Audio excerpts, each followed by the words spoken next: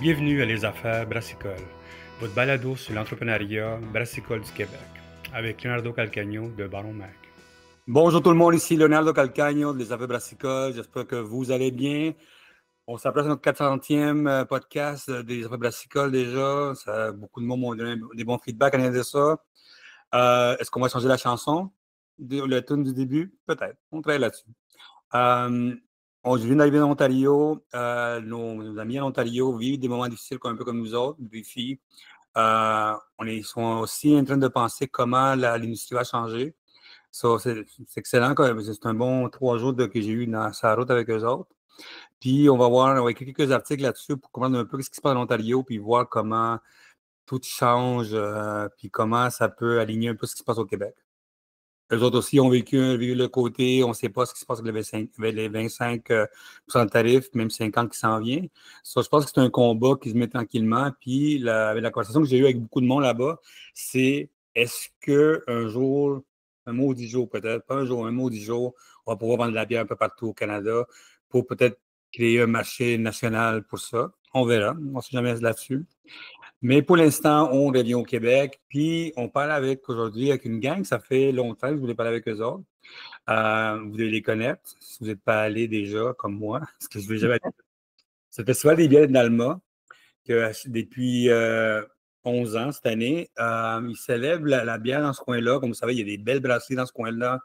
Puis il y a beaucoup d'affaires qui se passent. Et bien sûr, il y a quelque chose d'intéressant du festival-là.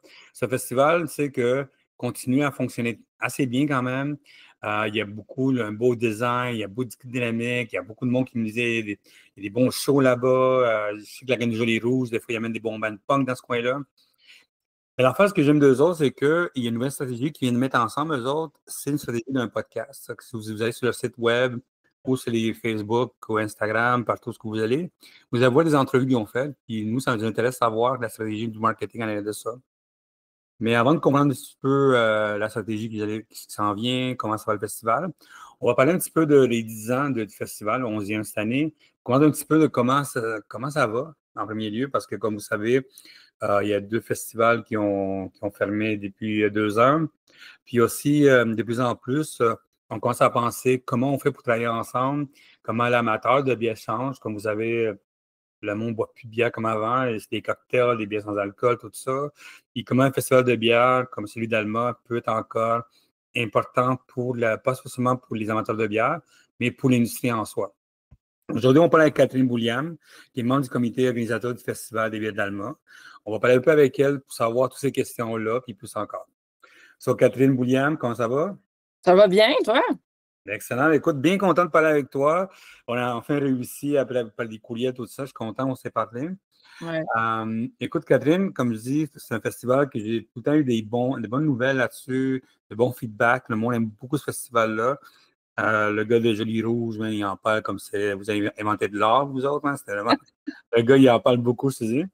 Puis, c'est intéressant, comme je dis, que vous avez, depuis maintenant 11 ans, vous avez beaucoup changé, vous avez développé le festival-là. Mais avant qu'on parle un petit peu de la stratégie, qu'est-ce qui s'en vient, tout ça, je voulais pas que nous parlions un petit peu comment ça a été le début de ça. C'est ça, vous étiez dans le début quand il y a eu l'enthousiasme de la bière, tout le monde en voulait. En plus, ça fait 12 ans que vous existez. Vous avez 2 ans de fermer par la pandémie. Vous étiez dans le bon moment quand vous avez lancé ce festival-là. Et parlez-nous un petit peu du festival, puis c'est quoi votre philosophie en arrière de ton festival? Bien, le festival, je pense a progressé tranquillement, a évolué, je dirais, là, pendant une bonne dizaine d'années. C'était toujours constant, c'était toujours plus de festivaliers à chaque année. On allait toujours un peu de record en record. Rapidement, après quelques éditions, là, je vous dirais, ça fait peut-être 3 ou 4 éditions, on a quand même stabilisé notre nombre de microbrasseurs qui étaient là parce qu'on ne voulait pas nécessairement en ajouter tout le temps, parce qu'on ne voulait pas perdre l'identité.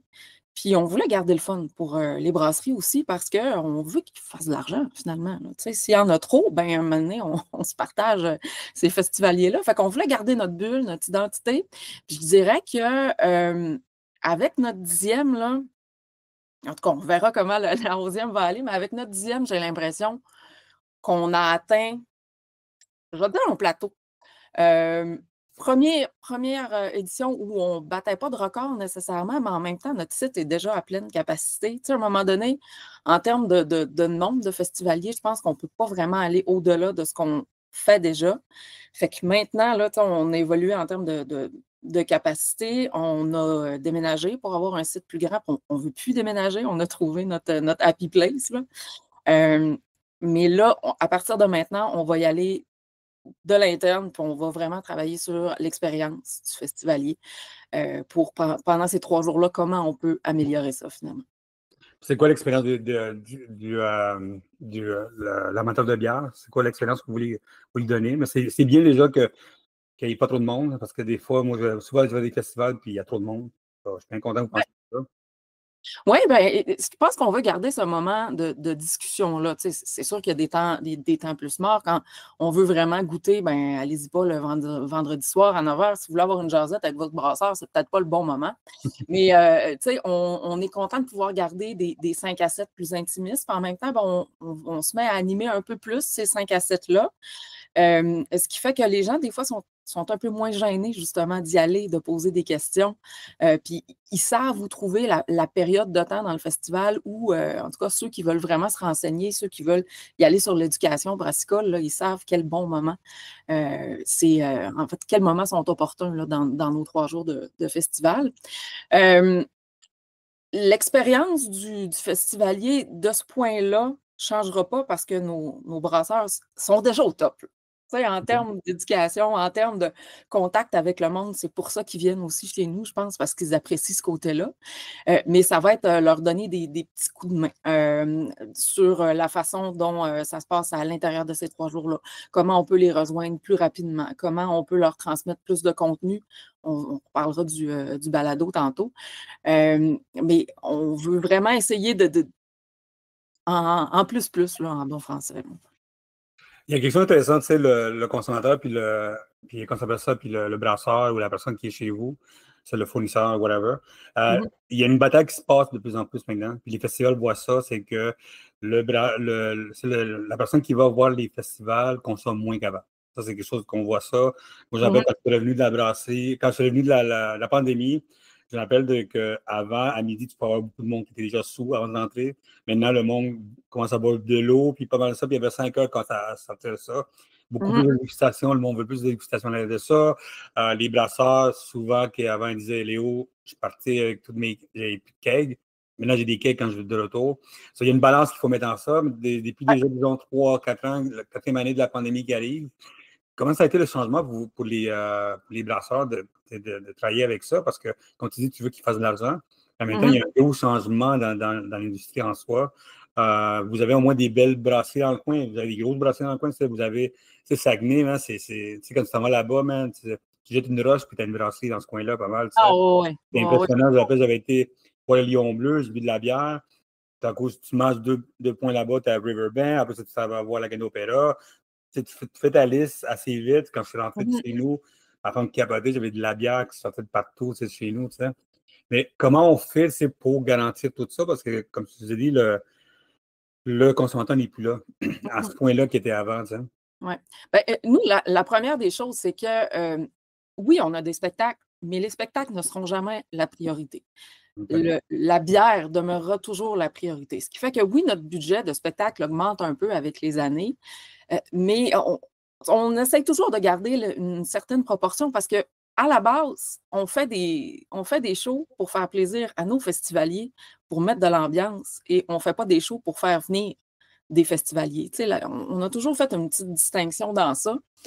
Puis d'ailleurs, notre site était gratuit. L'accès était gratuit au site il y a quelques temps, les premières éditions. Puis à un moment donné, on a commencé à mettre des coûts juste pour les spectacles, justement, pour ceux-là qui voulaient venir voir les spectacles. Parce que, bon, comme dans tout bon festival, tu achètes ton forfait, ton verre de dégustation, tes coupons, tes jetons, peu importe. Puis tu avais droit à tout, tu sais. Mais il y en a qui voulaient venir juste pour les spectacles. Puis quand c'était encore gratuit, on en voyait plus de ces gens-là, c'est certain. Fait qu'on a restreint ça un petit peu en commençant à charger pour faire des prix uniquement pour ceux qui venaient pour les spectacles. Fait que déjà là, ceux qui ont leur boc, qui ont leur verre, qui ont leur kit de dégustation, sont déjà sur place. Fait que, on sait qu'ils sont venus d'abord pour ça. Puis souvent, ben, dans les grosses soirées où ça arrive, le site est déjà quand même pas mal plein. Fait que, on ne remarque pas nécessairement je pense pas que les festivaliers qui sont là pour la chanson vont prendre le dessus un jour de ceux qui sont venus pour consommer, pour rencontrer les brasseurs. Fait je pense qu'on s'assure de cette façon-là, de leur laisser une certaine chance là, de ce côté-là.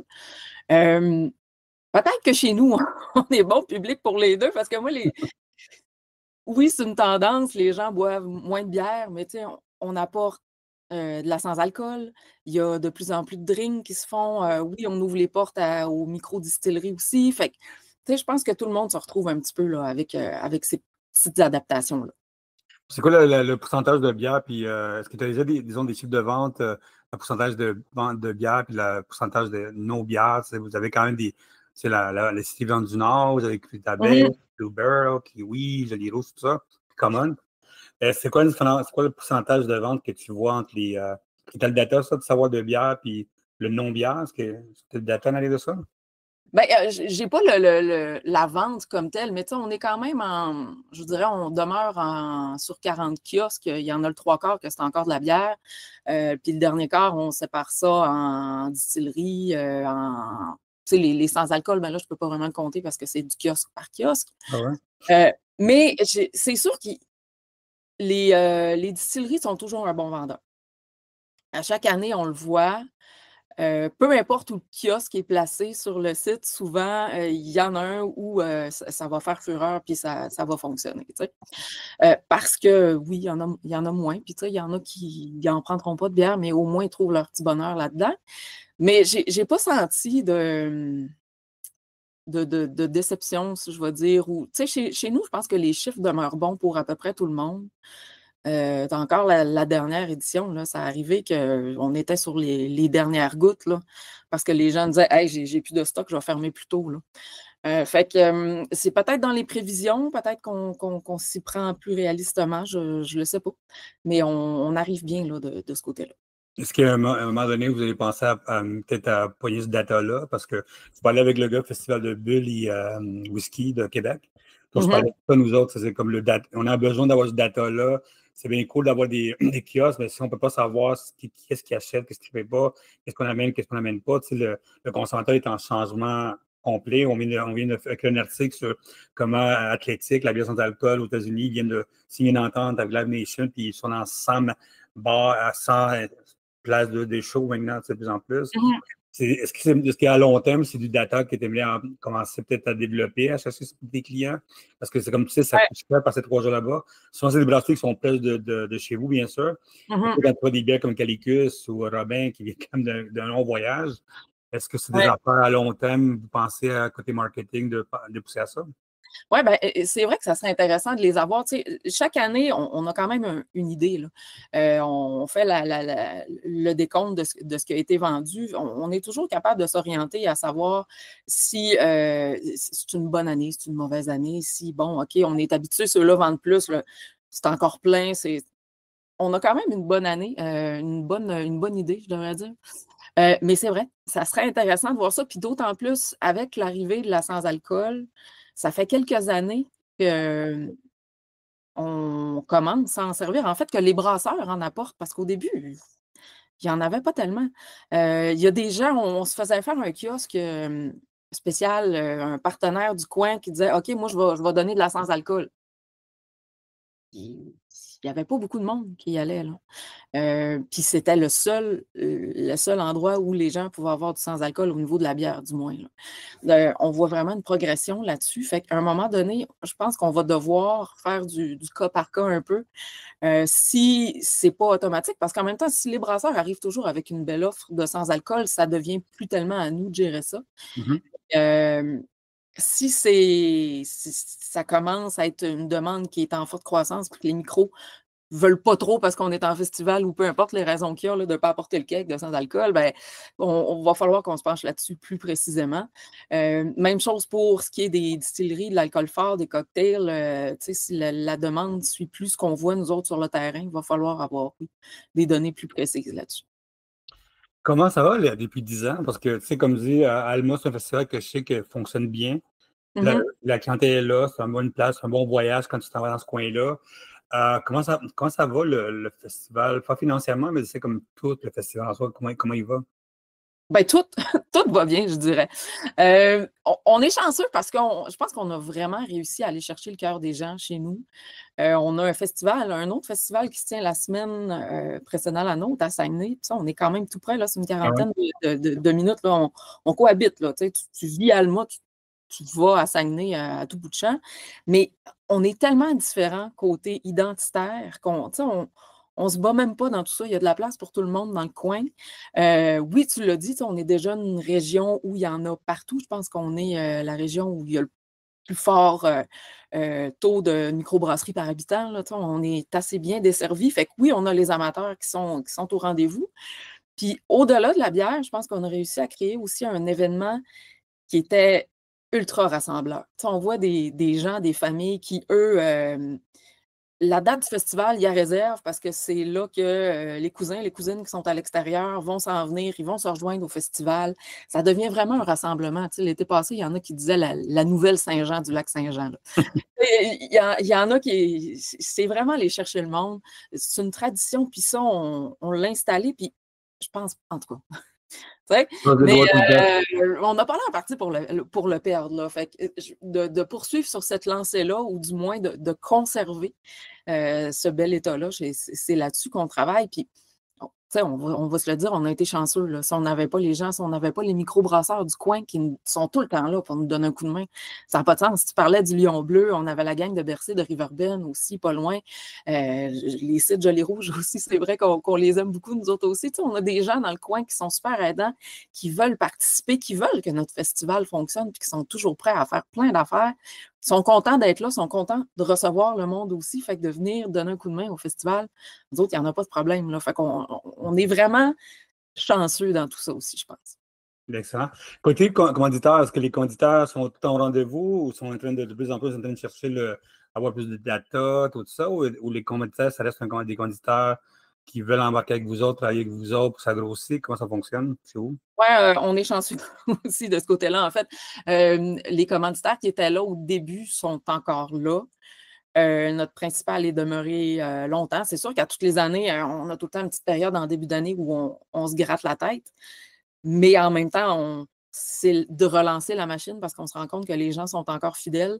Encore récemment, là, on avait des nouveaux partenaires qui voulaient se joindre à nous, puis pas seulement en échange de services, là, vraiment en contribuant financièrement. Fait que, là-dessus, ça va bien aussi. Puis encore là, les gens se le sont tellement appropriés qu'on peut profiter de ça aussi pour, quand c'est le temps d'en recruter des partenaires. Notre nom, il n'est plus tellement à faire là, dans le coin d'Alma. Là. Fait que ça facilite les choses, mettons. Est-ce qu'il y a des nouveautés qui s'en viennent cette année? Vous avez, à part le nouveau podcast qu'on va parler plus tard, mais est-ce qu'il y a des nouveautés qui s'en viennent dans la programmation, dans les exposants? Est-ce qu'il y a des nouveaux produits? Si vous n'avez pas de vin vraiment dans votre produit, dans votre offre en soi? Il n'y a pas de vin chez vous vraiment, hein? Non, il n'y a pas de vin. On a un gros festival dans la région, le Festival des vins de Saguenay aussi. Puis ça, c'est un beau succès aussi. Puis je pense qu'on leur laisse cette partie, on va dire. Puis sinon, du côté des nouveautés, cette année, on en a un petit peu, surtout dans je parlais de l'expérience du festivalier, puis là, je ne veux pas trop m'avancer tant qu'on n'est pas installé, mais on va avoir un petit peu de nouveautés côté numérique pour faciliter la vie des gens. J'en dis pas plus que ça, je pense. Sinon, l'année passée, c'était une grosse édition. Nos 10 ans, on les a fêtés en grand. On est arrivé avec plein de gros stocks. On va garder de ça aussi les 5 à 7. On avait des spectacles qui sont arrivés l'an dernier pour animer les 5 à 7. Fait qu'on va conserver ça aussi. Puis, le balado, on en a parlé aussi. Là. Fait je pense qu'on est plus dans une année on roule sur ce qu'on a déjà mis en place avec quelques petits ajouts là, qu'on va annoncer d'ici le mois de mai. Est-ce que vous autres, vous voyez de plus en plus des festivals comme vous autres, il y a même une section d'affaires chez vous? Parce que souvent, là, ça va être un moment où il y a les brasseurs sont là, les clients sont là. Est-ce que vous voulez mettre en place, ou vous pensez tranquillement mettre en place une section à faire dans ce coin-là? C'est comme c'est comme avant le festival, le monde peut se parler de savoir, prendre un pouls un petit peu de votre région, trouver un petit peu ce qui se passe dans l'industrie en soi. Parce que moi, chaque année, honnêtement, dans tous les festivals de bière que je vais, je bois peut-être 2 bières. Parce que tout ce que je fais, c'est marcher puis avec du monde. Puis on parle souvent de la business, qu'est-ce qui se passe, qui s'en vient, le manque de ça, tout ça. Est-ce qu'à long terme, tu penses qu'un festival comme le tien, c'est un bon moment d'avoir une petite demi-journée avant, quand le monde se pointe là-bas? Est-ce que c'est quelque chose qui pourrait être intéressant? Là, j'essaie de voir ça logistiquement. Je pense qu'on n'aurait pas le temps. Parce que les gens, il y en a beaucoup dans cette période-là des festivals, puis ça court à gauche, à droite. Puis tu sais, souvent, les micros arrivent dernière minute, puis parce qu'ils souvent ils arrivent d'un autre festival aussi. Côté timing, là, je sais que ça serait peut-être difficile à cadrer, mais en même temps, j'ai l'impression qu'ils le font déjà. Parce que tout le monde nous dit c'est le fun parce qu'on jase, on s'entraide, mais en même temps, ils viennent eux autres aussi, je pense, comme des petites vacances. D'accord. Les micros, quand ils sont chez nous, ils viennent chez nous parce qu'ils font le party avec nous autres aussi. Tu sais. Fait que je ne sais pas si eux ont vraiment envie de ça dans les 3 jours où ils sont à Alma. Puis ceux qui ont besoin de le faire, je pense que le font naturellement, tissent des liens naturellement, discutent, tout ça. Il y a beaucoup d'échanges qui se font entre les microbrasseurs qui sont présents. Mais advenant le cas où on aurait une demande ou des gens, c'est sûr qu'on embarquerait là-dedans à 100 000 %. Nous autres, tout ce qu'on peut faire pour les aider, on va le faire. On le fait le festival pour ça. Là. Excellent. Une des raisons que je voulais vous parler, vous autres, c'est votre stratégie de podcast. Ma bière, le podcast. Vous avez commencé une série de podcasts qui est vraiment bon. J'ai écouté le premier avec le Lion Bleu avec David Otis.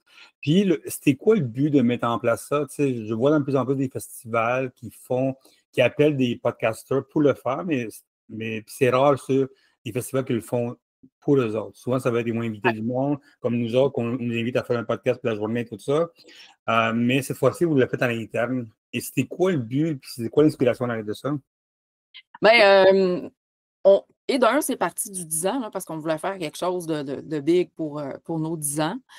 On a eu un coup de main de Zigzag chez nous qui ont produit le vidéo, qui ont produit le podcast, qui produisent beaucoup de nos images aussi, qui avaient envie de travailler sur un podcast. Puis on en est un peu, à force de brainstormer, on en est venu à ça. On voulait 2 choses.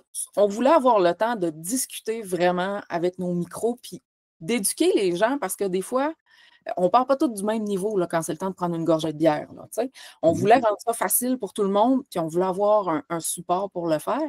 Puis on voulait avoir du contenu aussi pour meubler l'année. Parce que oui, il y a un festival le mois avant. Écoute, sur les médias sociaux, il y en a plein du contenu. Il y a plein de choses à dire. Il y a plein de.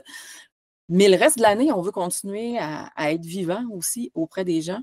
Fait que d'avoir du contenu comme ça qui est informatif pour eux autres, qui est le fun à regarder, qui est vraiment le fun à faire pour moi, parce que c'est moi qui l'ai animé, ça rend ça, ça accessibilise tout ce qu'on fait autour. Ça donne une autre vision aussi là, en pouvant le partager avec les gens. Comment a été la réponse du monde des podcasts? Bien là, ça va bien. C'est sûr que là, on vient juste de les lancer, puis on y va vraiment doucement. Petit peu par petit peu. Là, la première série, on a 4 personnes qui sont venues nous voir. J'avais des micros du coin, c'est sûr, parce qu'on avait le Lion Bleu, on a Bercé Microbrasserie aussi. On voulait avoir des gens qui étaient avec nous depuis un petit bout. On est allé voir Joe Filto aussi, du côté de l'Ironie du 13, avoir un peu l'aperçu d'une micro en démarrage aussi, parce que lui aussi, c'est une réalité qui est assez récente dans son cas. Puis La Souche à Québec, je pense que son nom est plus à faire aussi. Fait que pour nous, c'était devenu un incontournable là, de discuter avec eux. Puis, tu sais, d'année après année, nous autres, on voit ça comme une façon, oui, pour nous autres, ça fonctionne, mais c'est une autre façon de donner un coup de main aussi au micro, parce que, bon, tu parlais de David Otis du Lion Bleu.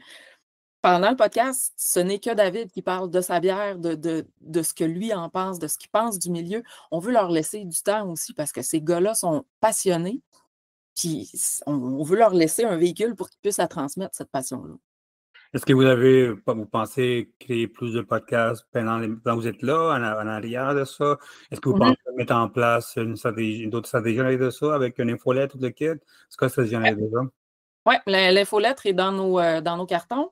Le podcast aussi, on travaille là-dessus pour la prochaine édition. Là, c'est vraiment un concept qu'on a aimé. Puis là, on est en train de voir comment on l'orienterait parce qu'on ne veut pas trop se détourner de ça, mais comment on l'oriente pour les prochaines années, peut-être pour que ça soit quelque chose qui est durable. Puis on ne se ment pas que c'est quand même un investissement. Là. Je veux dire, on n'a pas. C'est pas C'est un podcast qui est quand même assez léché. Les gars ont pris le temps de tourner des belles images. Fait qu'on veut faire si on veut le faire vivre, on veut faire bien les choses. Ben, excellent. Est-ce que tu as eu des feedbacks d'autres festivals concernant ça? Non, je n'ai pas eu les autres festivals, par exemple.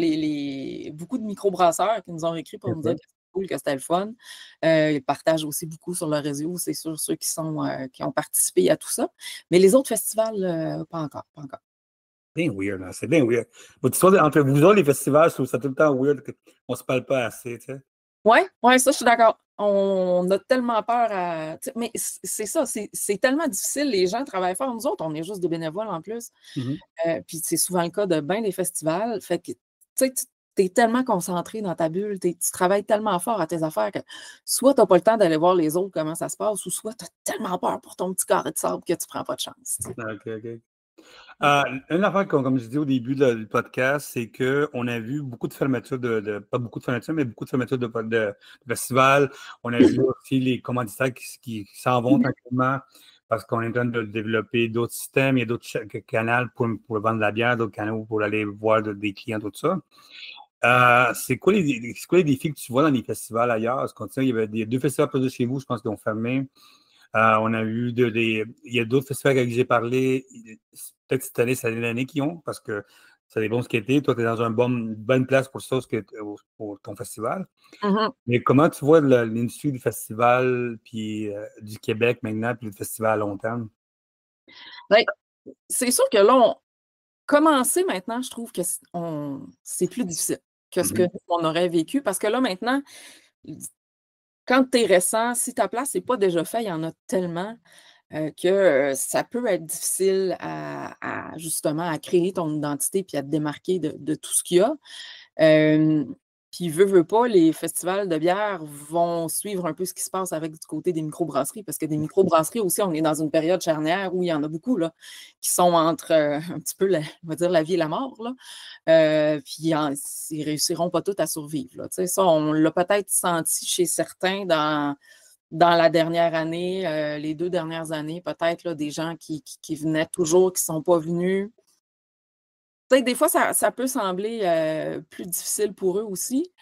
Fait que je pense qu'on va suivre le marché de ce côté-là aussi. Éventuellement, est-ce qu'on pourrait avoir moins de kiosques? Peut-être. Ça va dépendre de ce que le marché a à offrir. Puis, tu sais, ça se régionalise beaucoup aussi, le marché de la bière. Maintenant, tu sais, avant, c'était plus facile pour eux d'exporter, d'aller en vendre ailleurs, mais là, il y en a tellement des micros. Puis ils font tellement leur argent dans leur région locale souvent que est-ce que ça va faire un impact aussi sur nos festivals? Est-ce qu'on va en venir à avoir des micros qui ne voudront plus trop sortir des régions puis à faire des festivals, même si on veut toujours avoir une bonne représentation extérieure? Est-ce que les gens vont continuer de sortir ou vont se concentrer sur leur territoire? Peut-être qu'on va le ressentir aussi, mais ça, je ne pourrais pas dire quel côté ça va prendre. Puis vous autres, ce que vous pensez à vous autres à long terme, c'est des questions que vous allez vous poser en plus? C'est des questions tranquillement qui se posent dans vous autres? Vous êtes c'est ça que vous n'êtes pas du bon pays en arrière de ça, mais vous voulez quand même que ça continue, cette affaire-là, que vous avez une belle programmation musicale.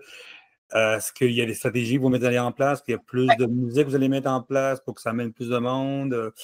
Toutes ces affaires-là? Déjà, le juste côté fonctionnement, c'est la première année qu'on va le faire. Mais l'année passée, on a eu une grande discussion à savoir est-ce qu'on peut encore continuer en tant que bénévole. On est une dizaine là, de membres sur le comité organisateur et jusqu'à l'an dernier, on était 100% bénévoles, tout le monde. Tout le monde a des jobs, tout le monde a des familles, tout le monde n'a pas de temps, finalement. Fait on s'est vraiment questionné à savoir jusqu'à quel point là, on était prêt à continuer encore comme ça. Puis on en est venu à la conclusion que là, il faudrait peut-être commencer à donner à contrat certaines affaires. Tu sais, sur le site, on le donnait de plus en plus de choses en sous-traitance, puis à contrat, de monter les lumières, du gommage qui prenait énormément de temps. Là, maintenant, on en donne plus à contrat pour que les gens viennent le faire, mais vraiment au sein du festival comme tel, d'avoir une personne qui, on la paie tant d'heures par semaine pour qu'elle fasse au moins la base, le genre de choses administratives que nous, on n'a pas le temps de faire, puis pour qu'on continue de vouloir s'impliquer, d'avoir du fun, puis que les affaires qu'on fait, on va dire gratis, soient le fun aussi, puis continue de nous donner envie de nous impliquer. Tu sais, c'est comme un cercle vicieux à un moment donné, là. Fait que ça, c'est un gros changement qu'on a fait parce qu'on va avoir fait 10 éditions en étant 100% bénévole, là. Ouais, c'est beaucoup, hein. Fait que là, d'avoir quelqu'un, puis tu sais, même si c'est pas quelqu'un qui est là à temps plein, là, puis même si c'est juste une personne, pour nous, c'est un grand, grand changement cette année. Excellent. Écoute, félicitations pour les 11e qui s'en vient. Félicitations pour le podcast. Comme je dis, je l'ai écouté, c'est vraiment beau. C'est une belle stratégie, mais hâte de voir l'année prochaine comment ça va avec ça. Est-ce que Ouais. vous avez fait des podcasts live là-bas là, cette année? Cette année, vous allez faire des lives ou c'est Ben, encore on prend Ouais, du temps? on sait pas. On le sait pas, là. Tu sais, on attendait de voir comment ça se plaçait cette année. Moi, c'est sûr que je ne suis pas objective, là, mais j'ai adoré les images que ça donnait. Fait que ça pourrait être quelque chose de le fun qui pourrait se faire live, effectivement. Peut-être pas tout, mais oui, c'est une option. Est-ce qu'on connaît un petit peu la programmation musicale qui s'en vient? Je sais qu'il y a du monde quand ils savaient qu'ils allaient faire l'entrevue avec vous autres, c'est comme est-ce qu'ils vont amener des bons bains comme les autres fois? Qu'est-ce qui s'en vient? Oui, on la connaît. Oui, ça va être bon, mais non, je ne le dirai pas. Mais écoute, Catherine, merci beaucoup de ton temps. Écoute, on va essayer d'aller, comme je dis à tout le monde, essayer d'aller dans votre coin. Comme je dis, il faut que je retourne. La fois, j'ai passé 3 jours seulement. Puis, écoute, j'ai même fait la moitié que je voulais faire. Je voulais voir la Gaine de la Pierre. J'ai pas eu le temps de les voir. Puis, écoute, sur votre prochain festival, c'est la 11e édition du 24 au 26 juillet 2025. Ouais. Puis, bien sûr, le festival de bières Alma, plein de bières, plein de musique, plein de choses qui se passent. Puis, est-ce qu'il y a quelque chose d'autre que tu voulais dire avant de partir? Juste vous inviter, remercier les gens qui viennent nous voir, puis tu sais, n'hésitez pas à tenter l'expérience parce que pour ceux qui ne sont jamais venus, même en après-midi, là, on travaille toujours à rajouter des choses pour animer un peu le site, puis pour rendre ça encore plus vivant. Fait que ben, c'est à vous de venir voir si on a réussi encore cette année. Bien, excellent. Ben, écoute, merci beaucoup, Catherine, pour ton temps, puis on se parle dans pas long. Hey, super, j'attends tes nouvelles. Merci tout le monde. Ici Leonardo Calcagno, des Affaires Brassicole. Merci beaucoup d'avoir écouté notre dernier podcast. Il y a plein de choses qui s'en viennent. Le 400e s'en vient dans pas long. Est-ce qu'il faut changer de musique? Il y a du monde qui m'ont dit oui. On va voir ce qu'on fait avec ça. Ce balado est commandité par Can Management. Si vous avez besoin de cannage mobile ou d'autres services de cannage, contactez Can Management. Et pour Keg Management, si vous avez besoin de Keg, location ou achat, contactez Keg Management. Et bien sûr, Ballon Mac continue son section Ballon Pro. Merci encore les abonnés. À chaque semaine, on reçoit des nouveaux abonnements. Puis oui, on continue à grossir là-dessus. L'infolette est sortie la semaine passée. D'autres qui s'en viennent. Puis bien sûr, on va travailler sur un nouveau journal en anglais qui sort le mois prochain. On va être au Nouveau-Brunswick, parce qu'on fait une petite conférence, le Taproom, pour parler un petit peu comment faire de l'argent avec Taproom, puis voir qu'est-ce qui se passe dans l'industrie. So, si vous êtes à Nouveau-Brunswick, dans le 5 et le 6 mars, je vais être là avec la gang de Cake Management pour parler avec du monde. On va avoir notre numéro en anglais en plus là-bas. Puis, je vais essayer de faire un petit tour voir du monde dans le coin que j'ai manqué la dernière fois que je suis allé là-bas. So, abonnez-vous à baronmac.com, Baron Pro. Merci beaucoup et à la prochaine.